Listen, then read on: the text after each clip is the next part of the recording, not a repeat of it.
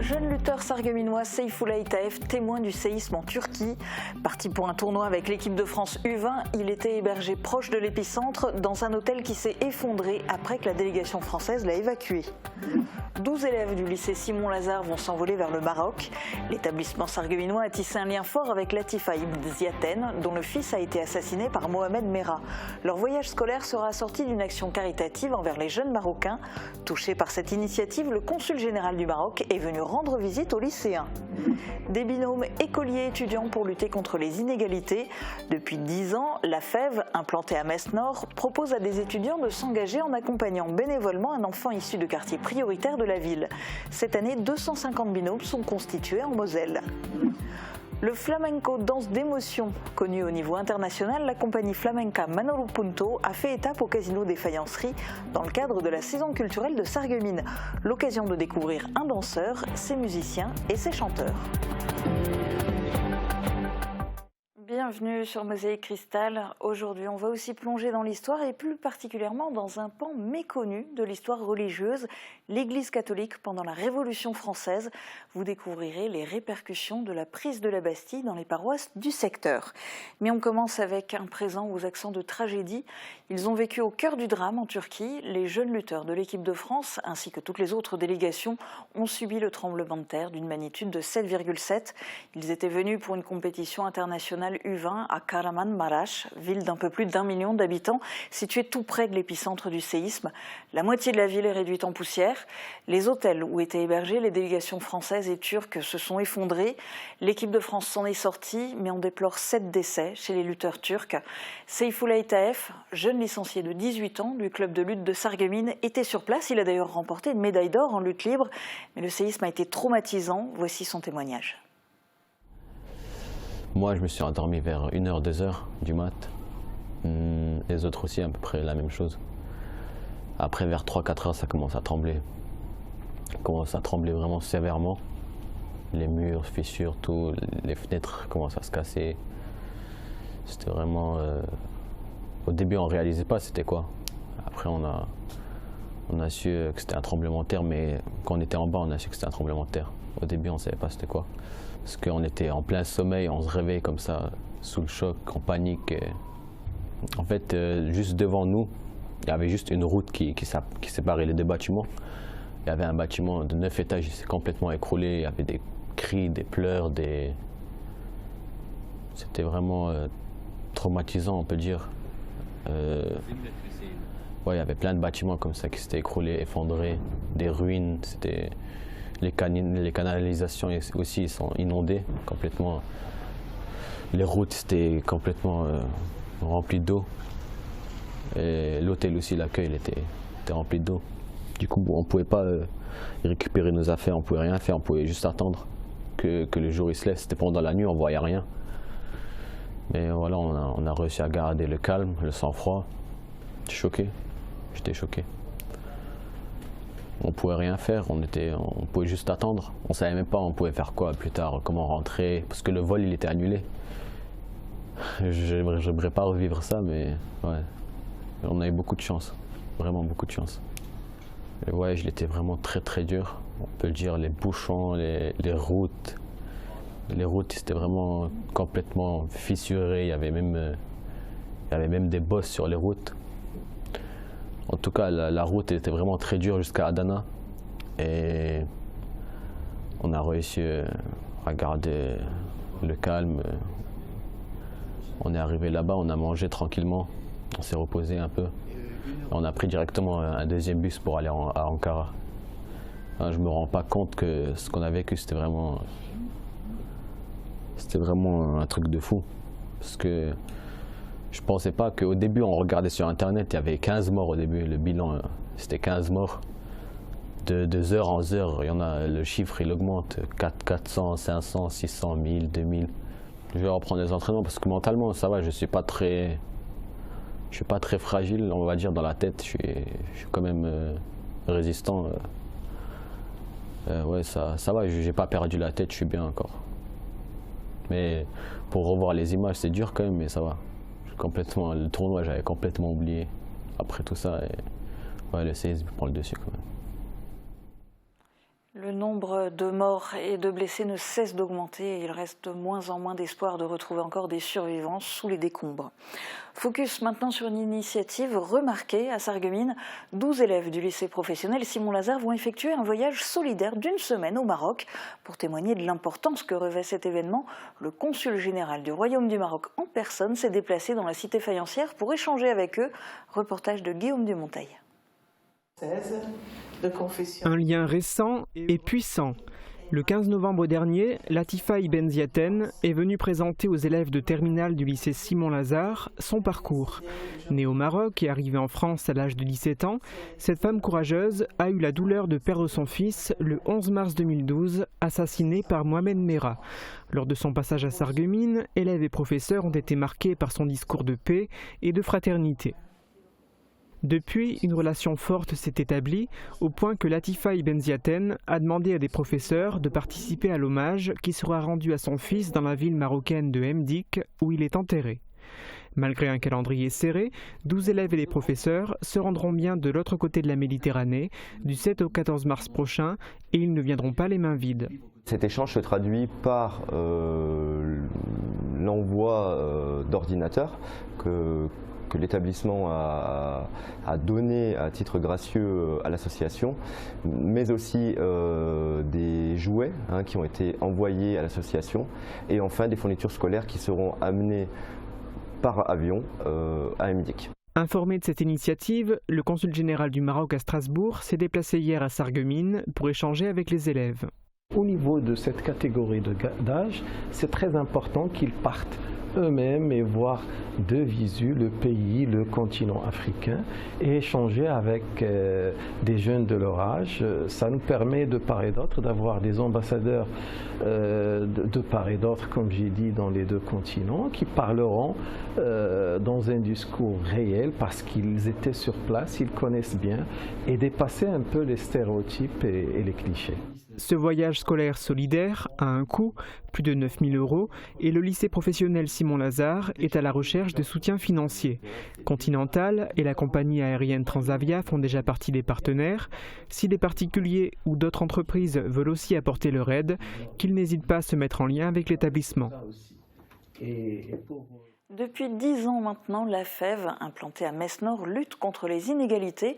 Et pour agir, l'association propose à des étudiants de s'engager en accompagnant bénévolement un enfant issu de quartiers prioritaires de la ville.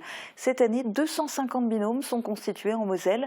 Rencontre avec Angelina et Daniel, deux amis de 14 ans d'écart.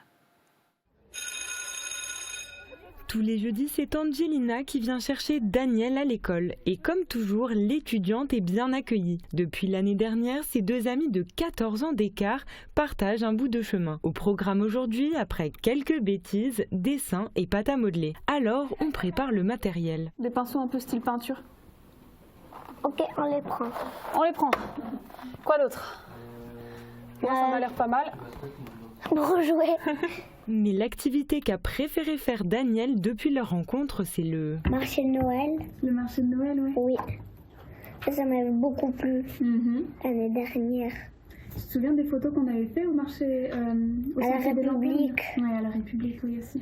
Il y avait une photo où il y avait le Père Noël. Parfois à la piscine, à la patinoire, au musée ou ici, dans ce tiers-lieu implanté à Metz-Nord, le binôme s'amuse ensemble 2 heures par semaine. L'objectif, ouvrir Daniel au monde qui l'entoure. Il y a quelques mois encore, le petit garçon vivait en foyer avec sa famille. Alors ces quelques moments de complicité sont pour lui une parenthèse colorée.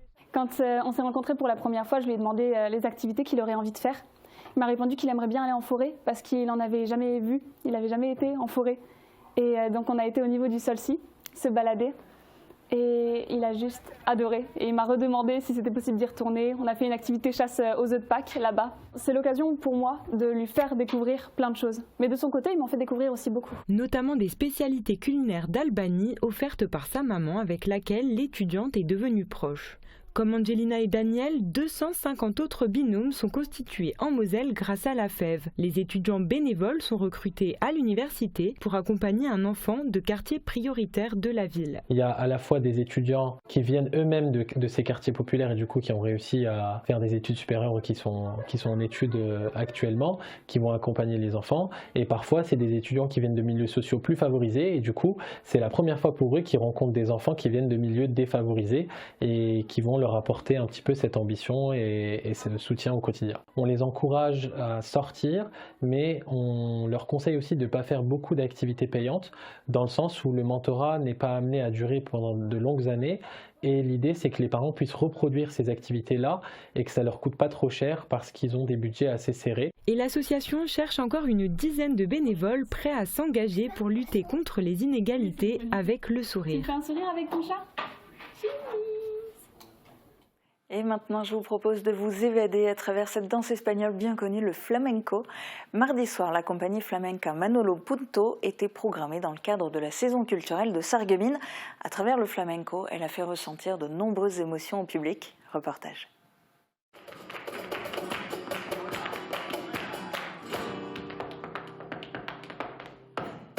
Le flamenco, une danse qui évoque une femme brune tournoyant avec sa longue jupe. Mais mardi soir, le public était venu assister aux danses d'un homme et de sa compagnie. Le spectacle de la troupe flamenca Manolo Punto, composé d'artistes français et espagnols, avait lieu au Casino des Faïenceries à Sarreguemines. La salle était complète, ce qui arrive rarement pour un spectacle de danse. C'est dans le cadre de la saison culturelle que le danseur Manolo Punto est venu nous faire la démonstration de cette danse enivrante qu'est le flamenco.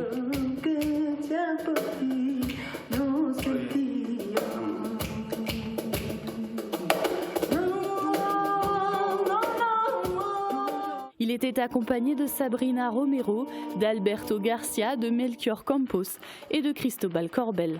Manolo Punto s'est formé à l'Académie d'art flamenco Amor de Dios à Madrid. Il est également souvent sollicité pour être chorégraphe dans plusieurs pays du monde, comme la France, le Canada, l'Italie et bien d'autres. Avec sa compagnie, Manolo Punto nous montre sa vision de la vie à travers le flamenco. Prochain spectacle de la saison culturelle de Sarreguemines le 19 mars avec le concert d'un enfant du pays, lauréat de nombreux prix internationaux. Le pianiste Jonathan Fournel sera accompagné par l'Orchestre national de Metz. Pour le moment, c'est l'heure de la météo et on se retrouve juste après pour plonger dans l'histoire de l'Église pendant la Révolution française. La rénovation de vos façades avec Modern Habitat allie esthétique et une résistance garantie à toutes les intempéries. Retrouvez votre programme avec le Crédit Mutuel, partenaire des grands événements de votre région. Une banque qui appartient à ses clients, ça change tout. Bonjour tout le monde, ça ne vous rend pas heureux de voir ce soleil ? Et c'est tout à fait normal, la lumière, l'eau et l'air sont les 3 nutriments dont on a besoin pour vivre. Donc ce n'est pas pour rien si l'on dit que le soleil est un antidépresseur naturel. Ces rayons sont chargés en vitamine D et en sérotonine qui boostent notre humeur et nous permet aussi de réguler notre sommeil. Il paraît que nos besoins quotidiens peuvent être remplis avec seulement 15 à 20 minutes d'exposition à la lumière naturelle. Alors sortez vous promener et profitez du soleil, mais pensez à prendre une veste parce qu'il fait quand même encore froid. Pour demain, les températures restent fraîches avec toujours du négatif en matinée et pas plus de 5 à 6 degrés au meilleur de la journée. Côté ciel, il sera plutôt couvert en matinée, mais les éclaircies seront de retour en deuxième partie de journée. Demain, nous fêtons les Arnaud et il fera jour de 7h52 à 17h46. Passez tous encore une très belle journée ensoleillée et à bientôt. C'était votre programme avec le Crédit Mutuel, partenaire des grands événements de votre région. Une banque qui appartient à ses clients, ça change tout. La boîte à musique, c'est la référence pour les particuliers et les pros. Nos experts sont à votre service pour vous conseiller dans différents secteurs. Les instruments de musique, la location de matériel pour tout type d'événement, la numérisation de vos cassettes ou films Super 8, mais aussi pour l'installation de systèmes audio et d'éclairage en milieu professionnel ou à votre domicile. Toute la boutique est au prix du net. Retrouvez aussi tous nos articles sur notre site internet Music Good Deal. Création Coleman, fabrication de cheminées et poêles traditionnels ou contemporains en faïence. Plus de 1000 références et 60 coloris. Création Coleman à Grosse-Bliederstroff, spécialiste de la cheminée sur mesure depuis 1979. Grâce à mes appareils auditifs connectés, plus rien ne m'échappe à la télé. Les aides auditives nouvelle génération se connectent à différents accessoires. Et je ne louperai plus aucun appel de mes petits-enfants. Allô mamie, comment ça va? Arthur, ouais, je suis trop contente de t'entendre. Avec la connexion Bluetooth, vous pouvez recevoir directement vos appels téléphoniques dans vos appareils auditifs pour une conversation plus claire.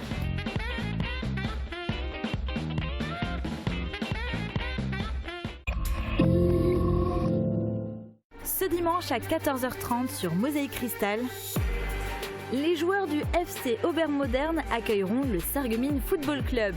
Après un match nul à l'aller qui s'est terminé avec 4 buts pour chaque équipe, les Sarregueminois auront à cœur de prendre leur revanche. Ne manquez pas la rencontre qui sera diffusée en direct et en exclusivité sur Mosaïque Cristal. On vous emmène à présent en pleine période révolutionnaire. Les lois anticléricales de l'époque ont marqué les populations. Biens de l'église confisqués, abbayes démantelées, curés persécutés, un régime de terreur qui dura près d'une dizaine d'années. L'église sous la Révolution, c'est le thème de notre émission Histoire d'Histoire. Je vous laisse découvrir.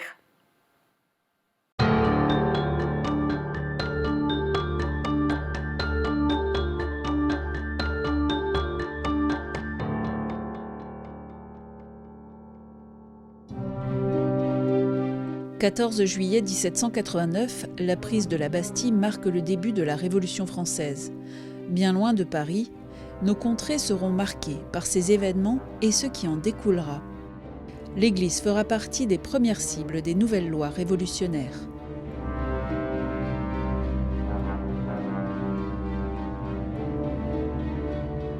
À la suite des événements révolutionnaires, les biens du clergé sont mis à la disposition de la nation par le décret du 2 novembre 1789. Et les curés, moines et vicaires sont traités par les tout nouveaux districts de Sarreguemines et de Bitche comme des fonctionnaires publics avec salaire. Par les nouveaux décrets de novembre 1790 et novembre 1791, ces membres du clergé sont obligés de prêter le serment, la constitution civile du clergé, approuvant le schisme avec le Vatican. Finalement, pour exemple, seul le curé de l'église d'Aubergalbach, où nous nous trouvons, approuvera ce schisme.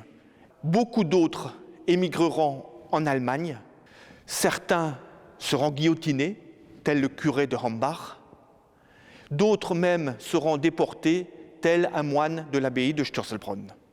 Le clergé, très réfractaire, constitue finalement un obstacle irréductible. Mais les habitants, eux aussi, n'adhèrent pas à cette nouvelle idéologie mise en place sur l'ensemble du territoire. On les traite même de fanatiques.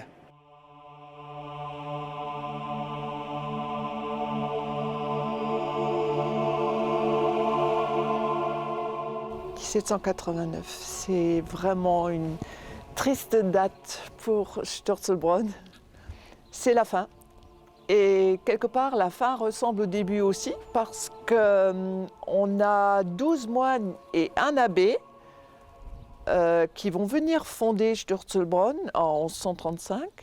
Et à la Révolution, on recense 12 moines et un abbé. Je me reprends, ce n'est pas un abbé. L'abbé est décédé avant la Révolution et on n'a pas eu le temps de procéder à la réélection. On prend son temps. En fait, en 1789, c'est le prieur François-Antoine Guibert, dont nous avons récupéré la pierre tombale, qui est le responsable de l'abbaye, avec Don Anton, le sous-prieur. Et c'est lui qui va diriger les manœuvres. Et voilà, les biens ont été confisqués très rapidement, ont été remis aux différentes municipalités qui pouvaient à leur tour en bénéficier.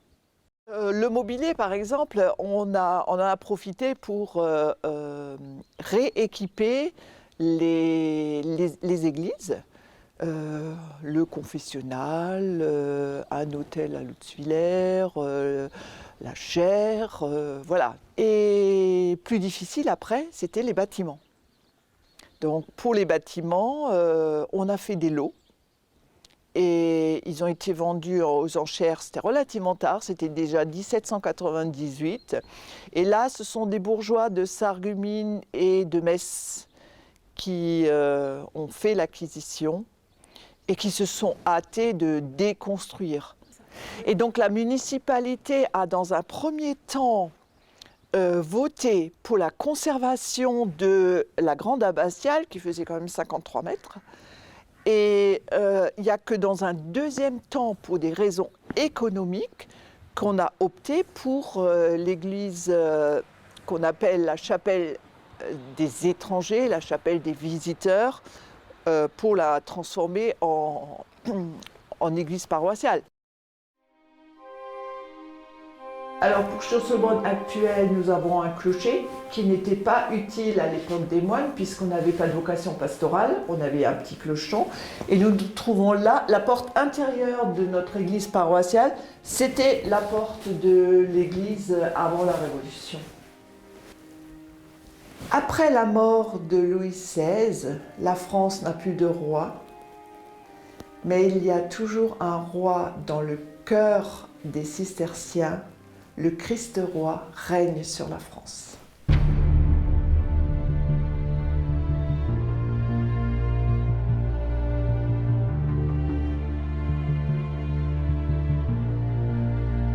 Le district de Bitche compte, au moment de sa création, en 1790, 35 000 habitants, 60 localités, autant d'églises et de chapelles réparties entre 17 paroisses.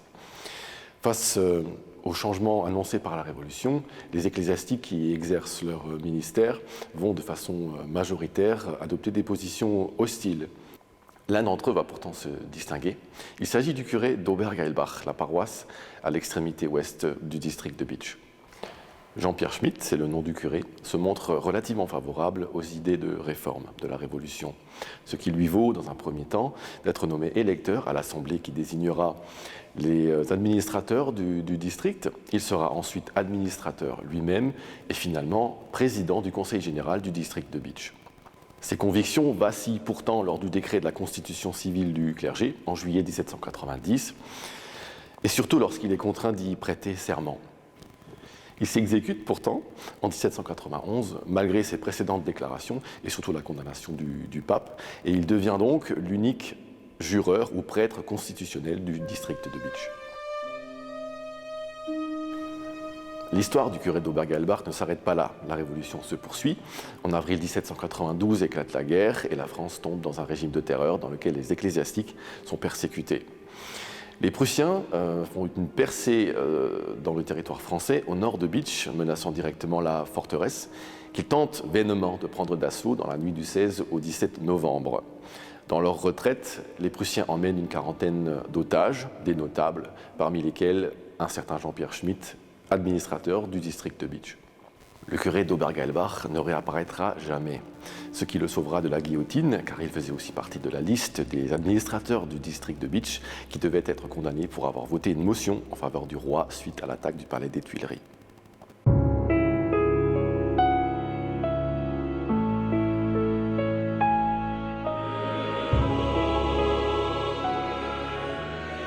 Nous sommes ici à la grotte de l'abbé Brisé, entre Schorbach et Lengelsheim, à la limite des deux bancs. On voit une croix encore aujourd'hui au-dessus de la grotte qui rappelle que cette grotte a une dimension religieuse parce que pendant la Révolution, l'abbé Brisé, un prêtre du diocèse de Metz, a trouvé refuge ici d'après la tradition. Les habitants des villages alentours venaient le trouver ici. L'abbé Jean-Gabriel Brisé est né en 1747 à Bitche, d'une famille qui était sans doute originaire de la région de la Loire actuelle, du département de la Loire. Près du diocèse de Metz. Il a été longtemps, pendant près de 20 ans, vicaire à Barst, près de Saint-Avold. Ensuite, petit peu à côté à Frémestroff. Et là, la révolution éclate. Le vicaire de Schorbard, l'abbé Michel Berger, a tenu aussi longtemps qu'il pouvait, mais la persécution s'accentuant à partir de 1790, à partir de 1791, quand les prêtres qui n'avaient pas prêté le serment à la constitution civile du clergé ont été pourchassés. L'abbé Michel Berger s'est exilé, a quitté la région, il a disparu. Et donc pendant 3 années, Schorbard et Langelsheim, qui dépendaient à ce moment-là de ce même vicaire, étaient sans prêtre. Alors on ne sait pas trop s'il a été nommé, en tout cas l'abbé Brisé, à partir de 1795, commence à signer des actes dans la région. Donc la tradition nous dit que c'est ici qu'il avait une sorte de repère. Alors que c'était très difficile, alors qu'il était caché, sans doute pourchassé, il a tenu un registre où il notait bien les sacrements qu'il administrait, les baptêmes. Donc des personnes venaient avec des enfants qui venaient de naître ici, en risquant eux-mêmes. Lui, il risquait, mais eux-mêmes risquaient pour leur vie. Il mariait des personnes, il régularisait même des mariages qui n'avaient pas pu être célébrés depuis les quelques années de persécution. Il apportait les derniers sacrements aux mourants. On sait qu'à un moment, il a dû fuir. Peut-être qu'il avait été repéré quelque peu, ou on avait mis un peu la lumière sur lui. Il s'est exilé du côté de Würzburg, dans le nord du Bade-Wurtemberg, à la limite de la Bavière. Et quelques mois après, il est de retour ici et ça recommence. En 1802, le Concordat est signé. Et là, étonnamment, alors qu'il était surveillé et que le sous-préfet en 1802 le critique encore pour son attitude contre-révolutionnaire, c'est un fanatique, et pourtant il devient le premier curé officiel, le premier curé concordataire de Schorbard. Il ne le restera pas très longtemps, parce que dès 1804, il devient ensuite curé de Groß-Rederschein, où il restera jusqu'à sa mort en 1814, avec des petites tensions régulières, parce qu'évidemment, il est monsieur le curé, il se permet des choses, il se permet d'attaquer telle ou telle personne en chair s'ils ont fait des choses qui ne conviennent pas. Et donc voilà, il y a quelques tensions, et finalement voilà, il restera dans le Bitterland jusqu'à sa mort, et il mourra en 1814 à Groß-Rederschein. Ici, on se trouve au Seckermannseck. Seckermannseck, on se dit, c'est quoi ce nom un peu bizarre pour un petit bout de quartier là, à Calouze. En fait, c'est le lieu du sacrement. C'est ici qu'officiait, selon les dires des anciens, le curé Gap, Antoine Gap, qui avait été curé à partir de 1790. En fait, il est devenu diacre en 1790 et le 24 septembre 1991, il est devenu curé, ou prêtre plutôt. Et il était prêtre à Trèves à cette époque-là, puisqu'il avait suivi l'évêque de Metz, de Montmorency-Laval. Il l'avait suivi à Trèves, comme il ne voulait pas jurer pour la Révolution. Donc il revient dans la région, comme prêtre donc. Sauf que, évidemment, comme il n'a pas juré, les révolutionnaires veulent l'attraper. En particulier, le sous-préfet de Sarreguemines envoie régulièrement des troupes pour essayer de l'attraper. Dans sa maison familiale, il y a une cache dans un double fond d'une armoire. Et donc, il réussit souvent à s'échapper. Et comme il tourne dans toute la région, il fait donc des messes clandestines, dont apparemment dans cette maison, puisque les églises ne sont pas libres. Il fait des messes dans les maisons des villages, et en particulier donc ici. Il est très connu parce que il devient curé officiellement de Calouze en 1802, mais à partir de 1803, il est envoyé à Hautevillers, et c'est à Hautevillers qu'il se rend compte que le manque d'instruction, et d'instruction religieuse, l'oblige à ouvrir une école pour les filles. Et ensuite, à partir de 1821, il est à Hombourg-l'Évêque, à l'époque, et donc il ouvre sa première école pour les filles, qui deviendra plus tard l'école de Peltre, les sœurs de Saint-André de Peltre.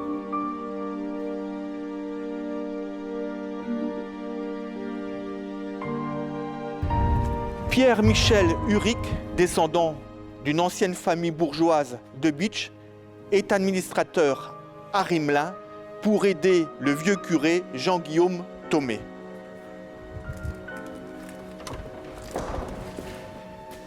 Pierre-Michel Uric est un farouche adversaire de la Révolution, connu pour cela dans le pays de Bitche et le pays de Sarreguemines. La municipalité de Rimelin est même obligée de le dénoncer car il refuse, lors des messes, comme l'impose pourtant la loi, de lire les dernières lois votées par l'Assemblée nationale. Nouvelle mise en demeure 3 mois plus tard par le procureur général du département. Que nenni!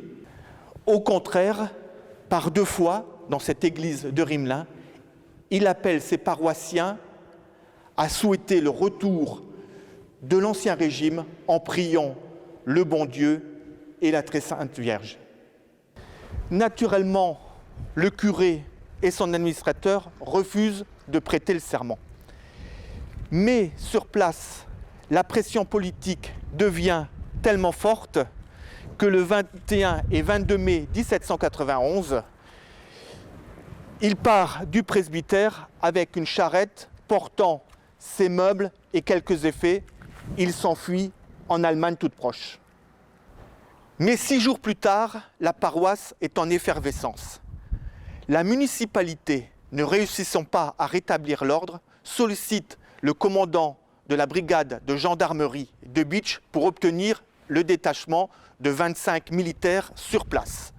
Le vice-président du district de Bitche est lui-même envoyé ici à Rimelin pour, je cite, par voie de persuasion et de douceur, rétablir la tranquillité et la paix dans la commune.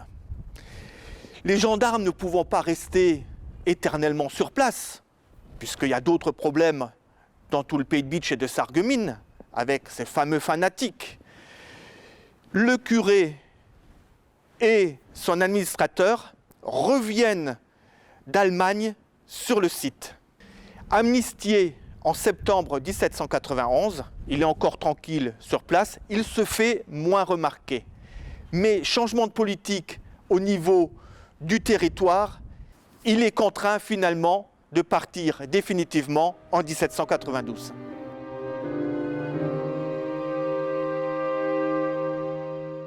Après le concordat signé en 1802, la paix revient entre l'Église et l'État. Ce concordat admet le pluralisme des cultes et affirme leur surveillance par l'État. Les clercs sont rémunérés par l'État et ne peuvent pas être désignés sans son aval. Aboli en France en 1905, il est toujours en vigueur aujourd'hui en Alsace et en Moselle.